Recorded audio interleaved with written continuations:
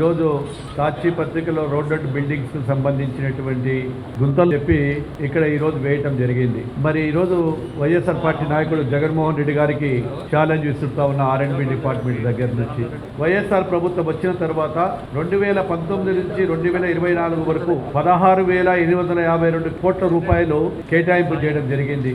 దానిలో కేవలం 34 కోట్లు ఆ ఖర్చు చేయడమే కాకుండా ఇంకా 2,300 కోట్ల రూపాయలు బకాయిలు మా నెత్తిన పెట్టిపోయినటువంటి ప్రభుత్వం వైఎస్ఆర్ ప్రభుత్వం. మరి అదేవిధంగా దీంతో ఎన్డీఏ ప్రభుత్వం ఏర్పడిన రోజుల్లో కేవలం 100 రోజుల్లోనే ఆ దరిద్రపు పరిపాలనలో వాళ్ళ అసమర్థత వలన తీసుకునేటువంటి నిర్ణయాల వలన రాష్ట్రం మొత్తం కూడా రోడ్లన్నీ కూడా గుంతలమయం అయిపోయాయి. గత 5 సంవత్సరాలలో పద్మాల్లో చాలా చోట్ల ఎక్కడైనా కానీ R&B డిపార్ట్మెంట్లో ఏదైనా 5 సంవత్సరాలు దాటిన తర్వాత ఆ 5 సంవత్సరాలకు సంబంధించినటువంటి ఏవైనా రెన్యువల్ చేస్తారు ఆ రోడ్లు.